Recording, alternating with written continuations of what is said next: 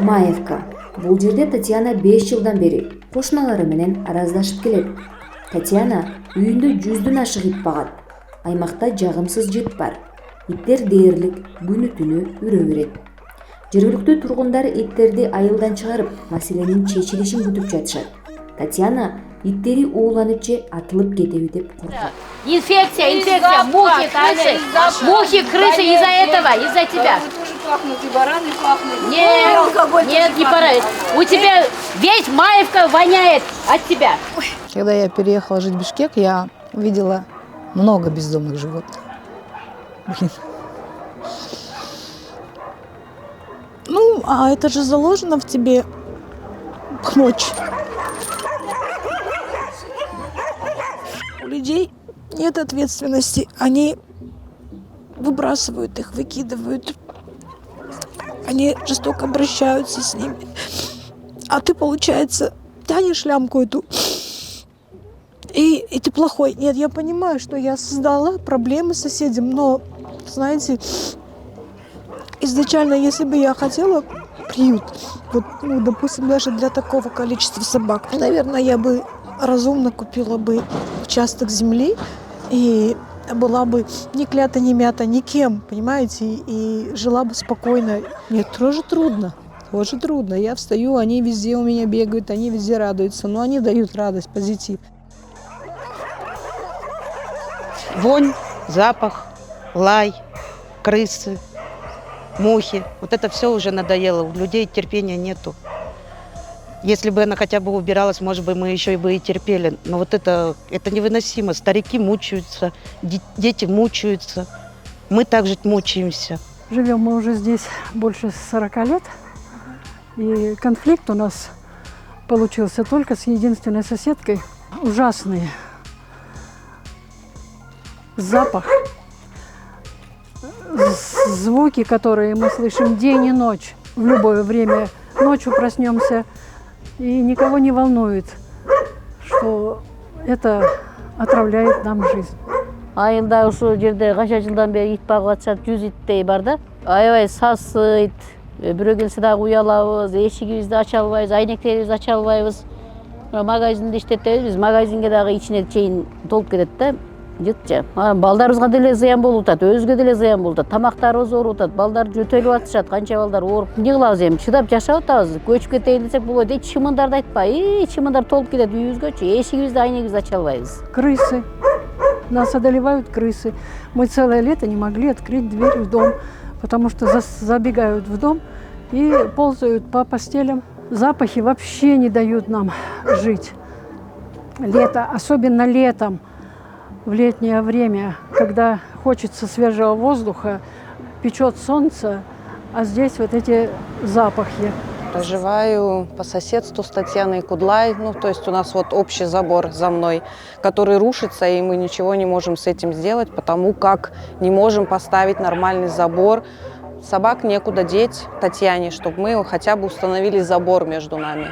Вот подпираем, чем можем, потому что собаки постоянно лезут к нам, постоянно бегают у нас на территории, кидаются на нас, взрослых, на детей. У меня 2 детей. И вот так живем по соседству с Татьяной Кудлай, которая делает благое дело. Также вот этот лай, собаки иногда выбегают.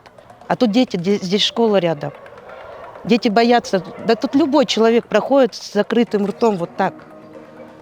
Что еще сказать? Устали мы от этого. Татьяна эч кимди короосуна киргизбейт. Активисттерди да, журналисттерди да, фонддордун өкүлдөрүн да. Ал муну анын менчиги. Ал жерге эч кимди киргизгиси келбей жатканы менен түшүндүрөт. Не хочу. Нет, я не говорю, что у меня порядок.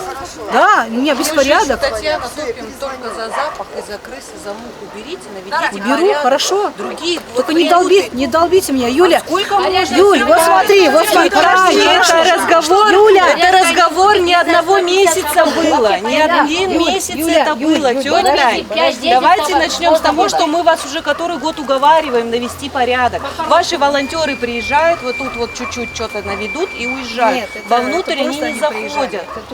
Ну, и я хочу сказать, что страдают там и животные. Для них абсолютно не созданы условия. Для такого количества животных На таком участке никак нельзя держать столько собак. Обращались сколько дети наши в суд, и в Айлакмату рассматривали вопрос на совете аксакалов. Ну, пока результатов не видим. Решения принимают, результатов не видим. На суд не являются, решения не исполняют. Бриджит Бардо фонду Татьяна Кудлайдын иттерди багуучу жайга жайгаштырууга даяр. Бирок бул чечим да убактылуу. Мамлекет иттерге атайын жер бөлүп бермейинче же Татьяна өзүнө керектүү жерди сатып алганга чейин жандыктардын тагдыры бумен болуп турат. Витя, открой клетку.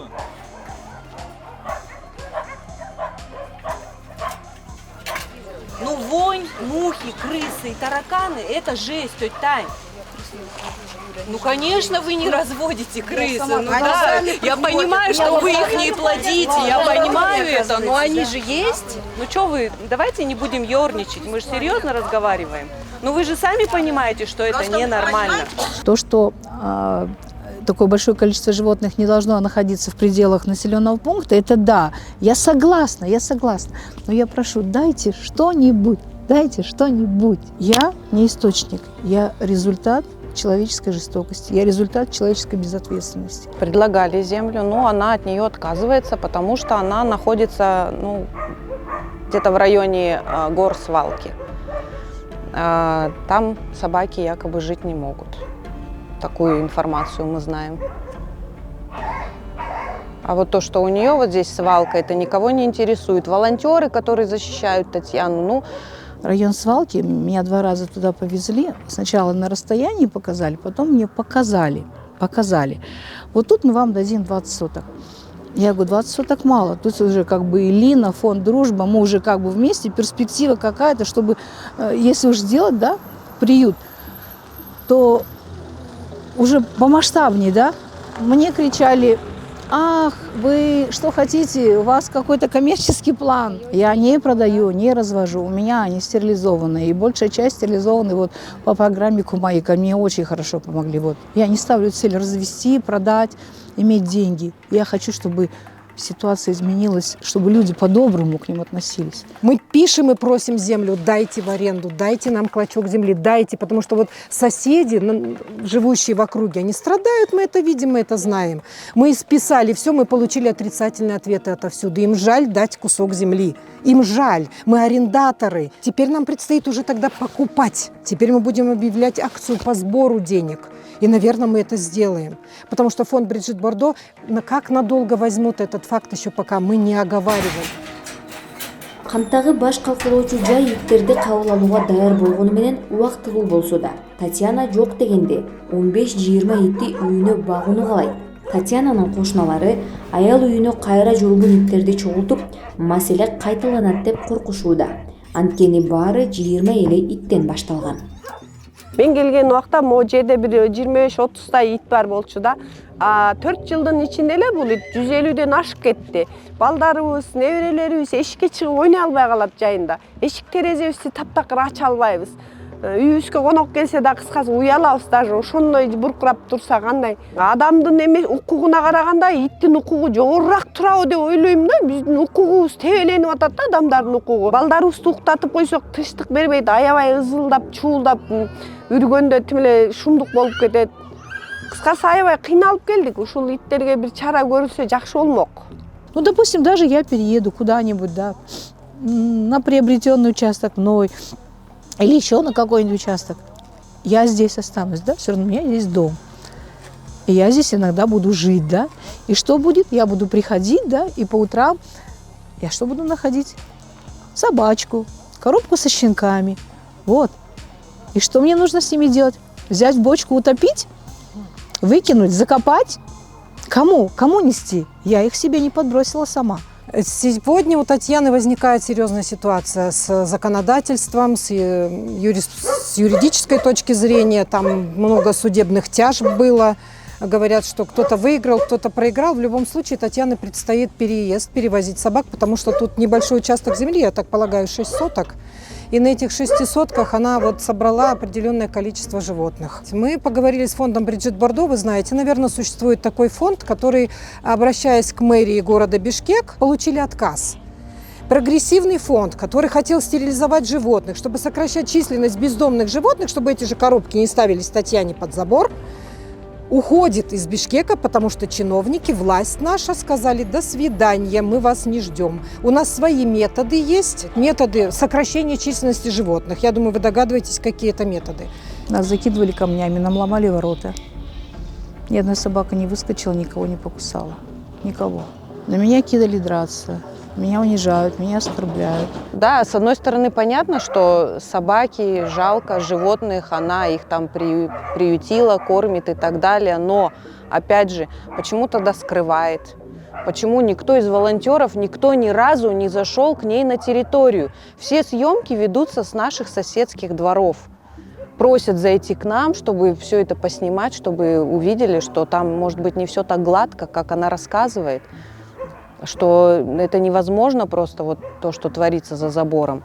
И этим всем мы дышим, дети дышат, старики наши дышат. Как с этим жить? А летом вообще это просто не передать словами, что творится летом, вот этот бесконечный запах, который не заканчивается никогда.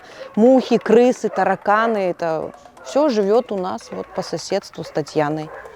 И мы уже не знаем, честно говоря, как до людей донести информацию, что мы не живодеры, мы не хотим, чтобы тут там, как там она попросила помощи, что тут якобы будет расстрел. Никакого расстрела не было и нету. Мы просим помощи, чтобы выделилась земля. Татьяна со своим приютом переехала туда, и там содержались собаки за территорией поселка, за территорией наших домов.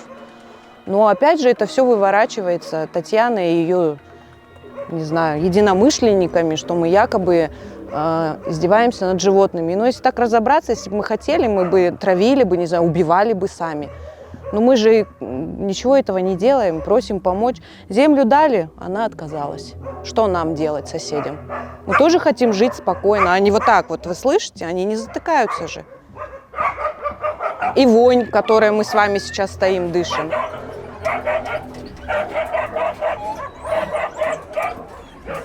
Вы бы просто видели вот это вот местные органы, как они кричат, как они вопят, как они... Я тут развела, не развела. Я говорю, вы по-другому решите проблему? Ой, раз в полгода хочешь, не хочешь, она принесет щенков. А куда?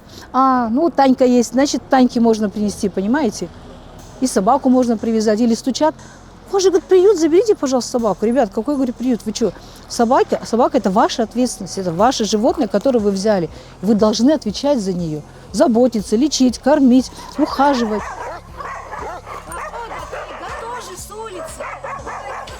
Все приезжают и уезжают, говорят, ой-ой-ой, и уезжают. А мы живем здесь, каждый день живем в этом. Ну, не знаю. Ой, тажап, бүттік, вообще тажап кеттік. Таня не единственная. Только в одной Маевке несколько таких людей, которые собрали вот такое количество собак. Это только Маевка. Я молчу про ГС-2, я молчу про Панораму, я молчу про там еще какие-то регионы сидят. Полно людей, которые собрали. Всех их жалко, не только маевских, которые тут рядом, их всех мне жалко. А что у нас делают чиновники?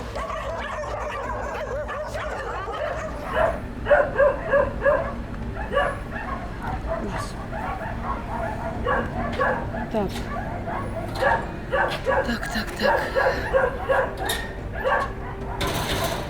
Я спрашиваю, что глава говорит, хорошо, что забираете.